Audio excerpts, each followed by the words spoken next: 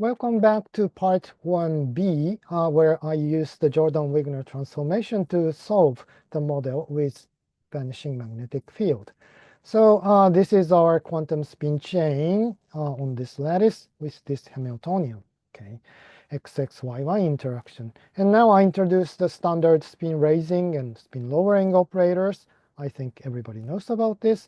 And then if you rewrite this XXYY term using this, I think all of you have done this calculation before, you get this form, S plus minus, S minus S plus. So you raise spin here and lower it here, or you lower spin and raise it here. Okay. And now, and also for a single site, S plus and S minus can be written in this form as matrices. And then from this, it's clear that S plus squared and S minus squared is just 0. Okay. Of course, you can show this by just using the basic relation of Pauli matrices from this definition.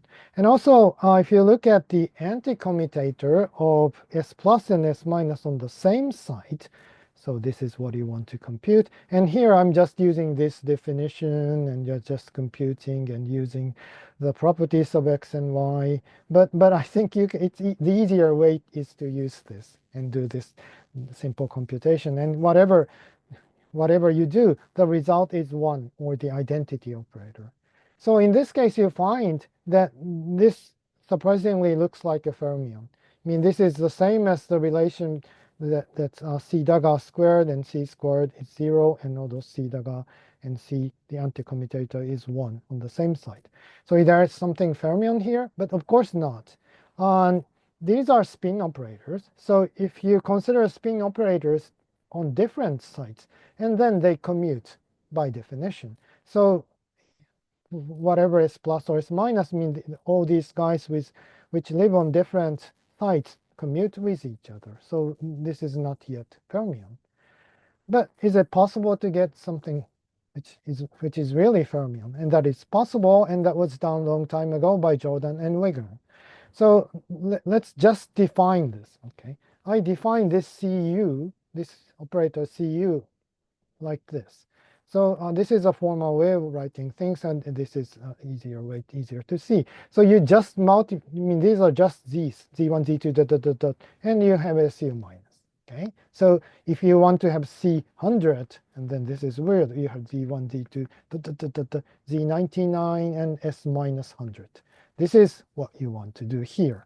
And if you take the conjugate, you get this. And of course, if you usually take conjugate, and then you have to change the order. But these are just spin operators. So spin operators on different sites commute. So you can write it in this way.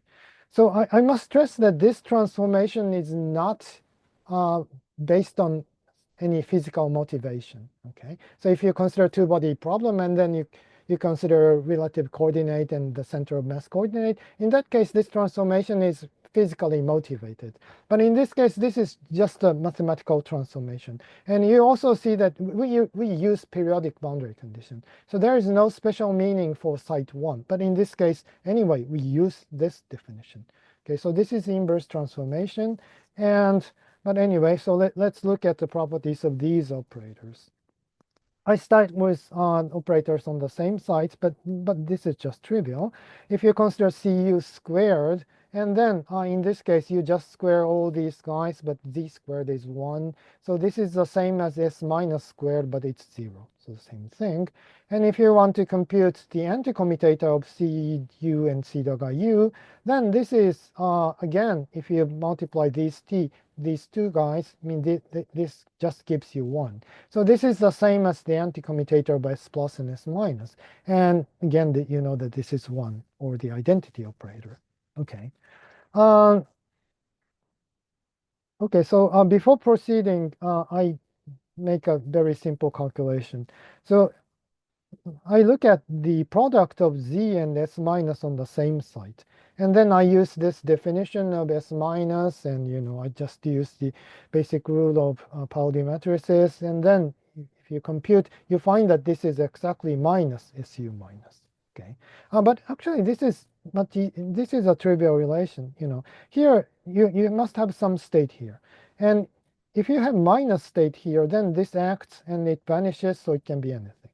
And if you have plus state, then if this acts, then this becomes minus, and it survives, and this becomes minus, and then if this guy acts, you get minus. So that's why you get this. So it's much simpler derivation. But anyway, this is a very simple, easy identity.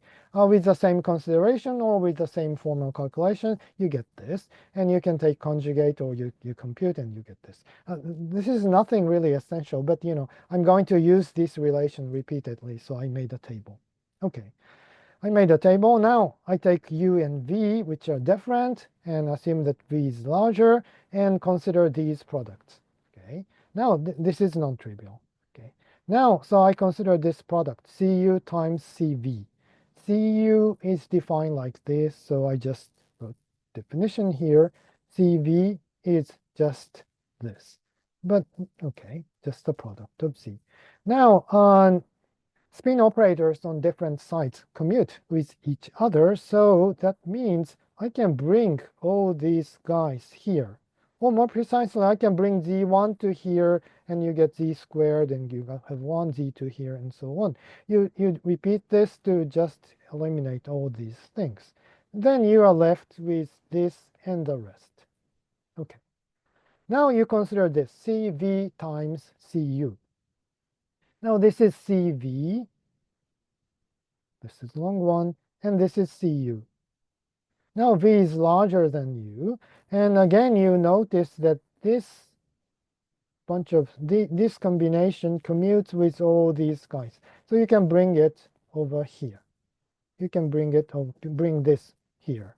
And now these guys cancel with this because c squared is 1. So but this one is left.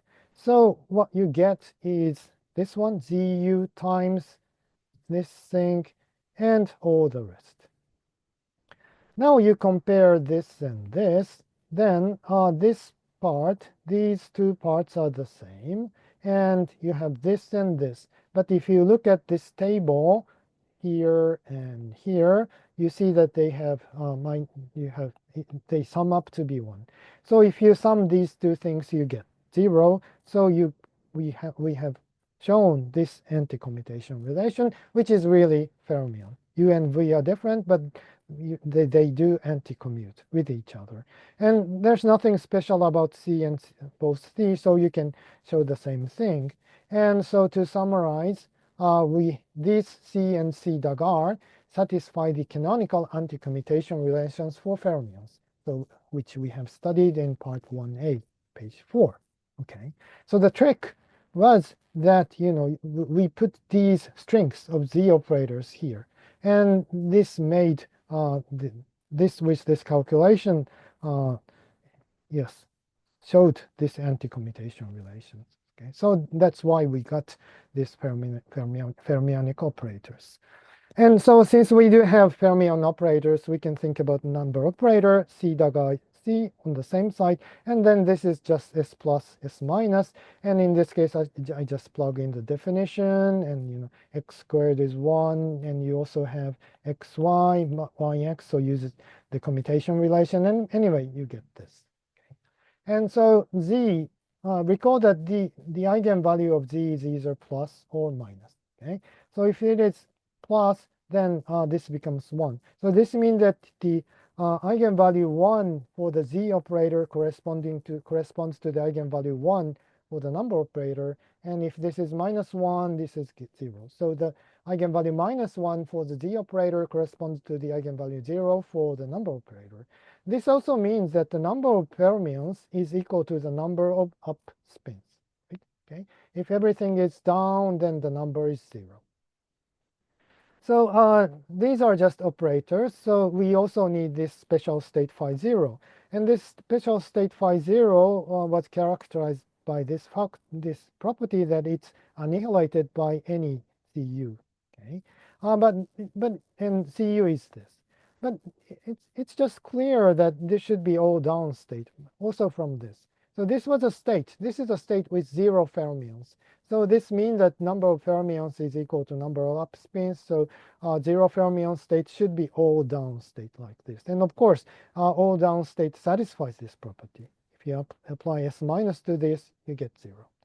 Okay, so we now have fermion operators and state, so it looks like we are done. So we are going to transform the Hamiltonian. But anyway, actually we will find that there is something tricky here. Okay, anyway, so this is our Hamiltonian, S plus minus, S plus, S minus, I think, S plus, S minus, S minus, S plus. And it's quite likely that this is going to become the combination, this combination fermion operator. So let's try. So consider this C dagger U times CU plus 1. And just plug in the definition, and then you have a bunch of Z's and Z's. And this is actually the same calculation as before. It's much simpler calculation. So you just bring this set here to get 1, and you get this.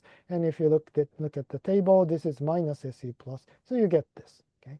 So you get this part here with minus sign. And now if you compute this thing, it's almost the same thing, and you get this. And then if you look at the table, this is SU minus itself, so you get this thing without the sign. So this part, star, is equal to, I have to put minus sign and plus this one. But in case of fermion operators, it's always nice to write it in C dagger C form. So you just switch the order to get minus sign. So you can bring minus here, and you have this. Beautiful. You have a free fermion Hamiltonian. Okay, and this is a very standard form. But wait, this is almost nice, but there is one exceptional point. Only one, but there is an exception. We have to look at the boundary term. Okay, when U equals L, then you have L and L plus 1, but L plus 1 is equal to 1. So when U equal L, this star looks like this. So how does this transform? Well, let's try this. This is CO dagger C1. So CO dagger is just this. You have this string of Z's and this one. And C1 is, well, it's just S1 minus, because nothing is on the left. So you get this bunch of Z's, and it's very hard to get rid of, or you cannot get rid of this. So this is not a good operator. So let's introduce the parity operator, which is simply the product of all Z's. So this is just Z1 dot ZL, okay, for product of all Z's, okay. And then this is almost pi, but you need one more, and so this is it. And if you look at the table, this is equal to this. Okay, the same calculation shows that this is equal to this. So you have pi. And so this is not equal to this. This is not equal to this. So unfortunately, the transformed Hamiltonian depends on this parity operator pi. And you cannot get rid of this. The only way to deal with this is simply to decompose the Hilbert space according to the value of pi. Since pi squared is 1, its eigenvalue is plus or minus. So we decompose the Hilbert space into two parts, and which is defined like this. Okay, so H plus consists of all phi, which is the eigenstate of pi with eigenvalue plus 1, and H minus consists of phi, which is the eigenvalue of pi with eigenvalue minus 1. Okay, it's probably better to look at basis. The whole Hilbert space is spanned by all these basis states with any sigma. Okay, so there are 2 to the L state. But now H plus is spanned by sigma with spin configuration that satisfies this equation. Okay, so the product is plus. So there are 2 to the L minus 1 states. And also H minus is spanned by all these sigma for which this product is minus 1. Okay, and then if you look at the number of fermions, we have seen that the number of fermions is equal to the number of plus spins. And in this case, I have to say more. So this plus and minus are minus corresponds to the case where the number of down spins are even in this case, and the number of down spins is odd in this case. Okay, so this is a number. This is a number of odd spin. No. This is a number of minus spin. Okay, so H plus corresponds to the fermion number in which L minus n is even, and H minus corresponds to the fermion number when L minus n is odd. Okay. Anyway, so we have decomposed the Hilbert space into two parts, and then let's consider, let's just concentrate on states on H minus. Okay, and then on H minus, any state satisfies this, so we can regard that pi is -1 in this space. And let me go back. If you look at this, if pi is -1, you have minus here and you have plus here, then this is exactly the same as this, and this here is exactly same as this one. Okay, so this means that in this sector H minus, this Hamiltonian of the XY model is transformed into this form, which is nothing but a standard free fermion Hamiltonian treated at 1A. And in this case, hopping amplitude is just 2. Okay, so we are done. We know how to solve this. So this is how you construct the exact energy eigenstate and energy eigenvalues. First of all, you have to choose n. In case of free fermion problem, the number of particles is given, but this is just a spin system, and n corresponds to the number of up spin or down spin. They're not fixed, so you first pick n, which is between 0 and L, and also in order to be in H minus, this L minus n should be odd. And then you choose n wave numbers from K. This is the set of K, which satisfies this this relation, which is consistent with periodic boundary condition. And in order to avoid double counting, you assume that they are ordered like this. And then this is just the same thing. Energy eigenstate is just written in this way, and phi 0 is a special state, but it's an all down state in this case. And the corresponding energy eigenvalues is obtained like this, because t equal 2. Okay, everything is just straightforward.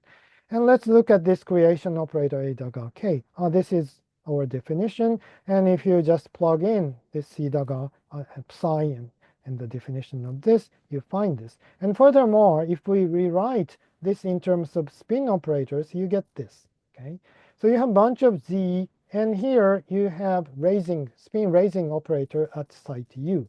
So you start from all down state, and this raises spin at a single place. So, and this is added over many u with this phase factor and this sign factor. So this single up spin sort of travels all around the lattice to make excitation. Okay. Now, if you look at this, probably you will wonder, why don't we simply use this one? Okay. If you want to just excite one, if you want to just raise one spin and make it go around the lattice with some wave number, then this is more natural. And actually, if you define this, and this is all down state, if you look at this, then this is indeed an energy eigenstate called the spin wave state. It's very easy to check that this is an energy eigenstate. But this only works when there is only one particle. Okay, if you have more than one particles, more than one down spins, then this is not an energy eigenstate. Okay, why? Well, you just try and you cannot show this is an energy eigenstate, but it's instructive to consider this, compute this commutation relation between H and B dog R. And then in this case, this is B dog R, so this is almost you're getting B dog R, but here you get this, you have this extra spin operator. If you don't have this, or if these are -1, and then this becomes like this. And this is a case for A dog R. But in this case, you cannot have this. So this tells you why this works. When this thing acts on phi 0, then this is S plus U, but this is the neighboring sites. So they are basically -1, always -1. So in this case, this is equal to this.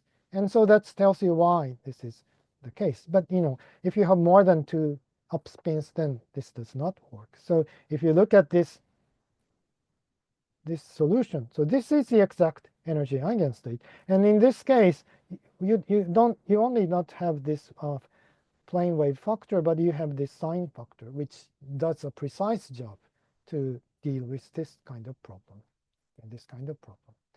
Okay, so we have solved the problem in this subspace H minus. So we have sort of obtained half of energy eigenstates and energy eigenvalues.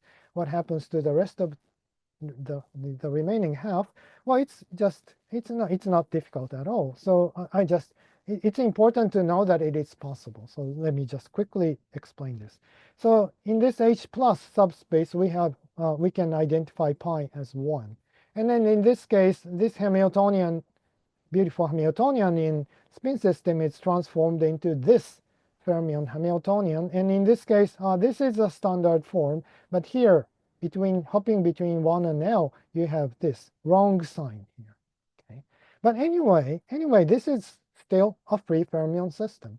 So if you define proper hopping matrix, this can be written in this form. And as we discussed in part 1a, the only thing we have to do is to solve the single particle Schrödinger equation corresponding to T tilt to solve this problem.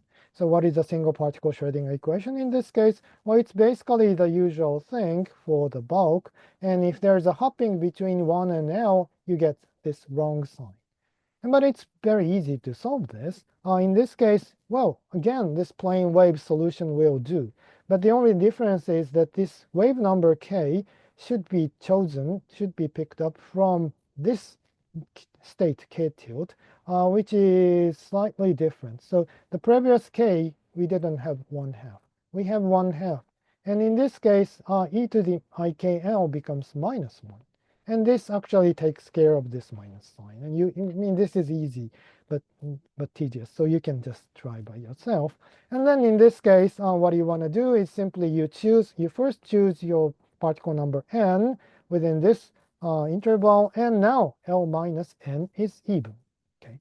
Then you choose n wave numbers from this k tilt and order like this. And then this is your energy eigenstate, and this is your energy eigenvalues. Okay, everything is just the same. Okay, so by mapping this system to free fermion, we could write down exact energy eigenstate and energy eigenvalue. So you can compute many things if you want. You can obtain ground state or free energy, or sometimes you can compute some correlation function and so on. Okay, so since we could solve this problem by mapping to the free fermion problem, we can also discuss conserved quantities of this model. So if an operator Q commutes with the Hamiltonian, we say that Q is a conserved quantity. And as you know, the expectation value of a conserved quantity does not depend on time when time evolves. So it has very, very important meaning when we consider dynamics of the system. And now in this case, you can easily find that this Q1, which is just a total Z, is a conserved quantity. Here's Hamiltonian. Actually, this guy and this guy do not commute. But if you just compute commutation relation for both of them and carefully look at this, then you find that it's 0. Okay. So this is a conserved quantity, and this is a trivial example. But of course, Hamiltonian commutes with itself. So this is another conserved quantity. But we claim that in this case, in this solvable model, there are many conserved quantities. Okay, and so to systematically construct a conserved quantity, we take L by L matrix S that commutes with this hopping matrix T. Okay, and then from this new L by L matrix, we define this operator Q by this. And we look at this commutation relation. And these are just definition. And as we looked at discussed in part 1a, page 7, this commutation relation, this is the commutation relation for fermion operators, but this is equal to this. And here you have commutator of this matrices. And since we assume that this is 0, this is 0. Okay, so this means that this Q is a conserved quantity. Okay, so the only thing we want to do is to find L by L matrices that commutes with T. But a very simple example is T to the n, so with some positive integer n. Of course, Tn equals Tn T. Okay, so you can construct, for example, you can try P b of t squared. But this t, so what is this t squared? So t is a hopping matrix. So t squared means you double hop. You hop here, you hop here. Or also you can hop and come back. So this gives you some diagonal term, and this is not necessary. So since the identity operator of course commutes with commute with t, this thing also commute with t. And I subtracted this diagonal term here. Okay, and then if you compute b for this thing, you get this. As expected, this describes double hop to the right and double hop to the left. Yes. Okay, and then this is fermion expression in fermion operators. So if you just plug in the inverse transformation and write this in terms of spin operators, you get x, z, x, three body operators, and summed over OU. Okay, y, z, y. Actually, if you go to part 2, you will encounter this kind of operators many times. So probably you should get used to this. And anyway, on this prefactor is not necessary at all. So let's define this. So this Q3 is another conserved quantity. Okay, but it's just rather clear that from t to the 4, and if you subtract something, you get Q4 and you get Q5, Q6. You can construct a series of conserved quantity in this way. And also, you can try this one. This is a matrix in which you get 1 if you hop to right, and you get -1 if you hop to the left. Okay, and in this case, you can also check that this commutes with t. Okay, and then let's try b of r, and then in this case you get this and this. This looks like the hopping Hamiltonian, but you get minus sign here. And if you write this in terms of spin operators, you get this xy minus yx. Good. And this is not Hermitian, so you get I here. So let's forget about this coefficient. Then you get this q2 prime. Okay. This is product of two operators, and of course it's summed, translation sum. And in this case, it's xy minus yx. And this is also a conserved quantities. So as I said, you can construct a series of conserved quantities from this one from one you get usual Hamiltonian 2, 3, 4, 4, and from this you get another set of conserved quantities, which looks like this. Okay, this looks very nice, and we can construct a bunch of conserved quantities, but there is one issue that we overlooked. What happened to this decomposition of Hilbert space? We decomposed Hilbert space like this, and all these discussions were done using the simple T. So we are constructing things within this Hilbert space H minus. Okay, but of course, the definition of a conserved quantity should not depend on the Hilbert space. It should be true as an operator identity. It must, in other words, it must be true on the whole Hilbert space. So what happens to H plus? Okay, but actually, although we did this construction in H minus, it turns out that these conserved quantities we obtain are actually the real conserved quantities in the whole Hilbert space. Why is this? Well, one thing you can do is you can just check. Okay, you can just compute the commutation relation for this and H, and well, yeah, this one and H, and you will it's not a hard computation. You find that they commute, so these are really conserved quantity. Is there anything miracle here? Well, actually not. Okay, so if you want to work on H plus, then you can do exactly the same thing using this T tilde operator, and also something correspond to R. But you do something. You did a little bit of twist when particle hops from 1 to L on L to 1. Okay? And then you can construct a series of conserved quantities out of this. But they look different in fermion notation. Okay? In fermion expression, they look different. But if you bring this back to the spin operator expression, then they are the same as this. This is actually not a miracle because to begin with, we started with this beautiful Hamiltonian, nice Hamiltonian in spin space, spin language. But if you transform this into fermion language, then depending on this, the parity, it became like this or it became like this. So this only happened when you expressed everything in fermion language. And if you go back to spin language, they are the same. So the same mechanism takes place here, and from these guys you get the same thing as this. So in this way, you get a series of conserved quantities of this model, the solvable XX model or XY model. Okay, so this is basically the end. So let me make some comments.